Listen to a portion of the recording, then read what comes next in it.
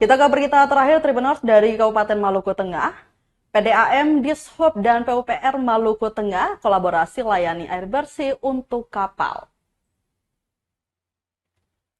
Dinas Perhubungan Perusahaan Daerah Air Minum atau PDAM Tirta Nusa Ina dan PUPR Maluku Tengah berkolaborasi untuk mendukung pemenuhan air bersih di sejumlah pelabuhan.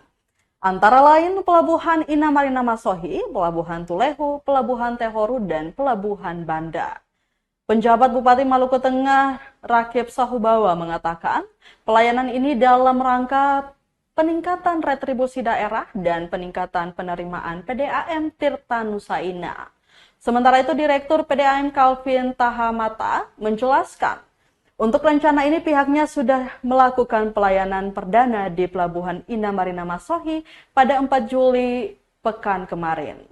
Lanjutnya, program pemasangan jaringan air pada pelabuhan adalah program PJ Bupati dalam rangka meningkatkan pendapatan asli daerah atau PAD.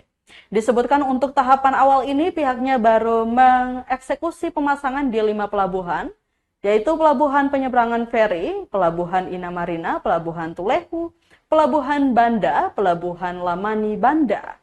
Sementara untuk Pelabuhan Besar Banda dan Lamani dalam bulan Juli 2024 diupayakan harus selesai dilaksanakan. Meski demikian, Tribuners, penyediaan dan pelayanan telah dilakukan, namun sampai sejauh ini pihaknya belum memastikan nominal tarif bulanan yang harus dibayarkan dan sementara dalam hitungan tim teknis PDAM. Download Tribun X sekarang, menghadirkan lokal menjadi Indonesia.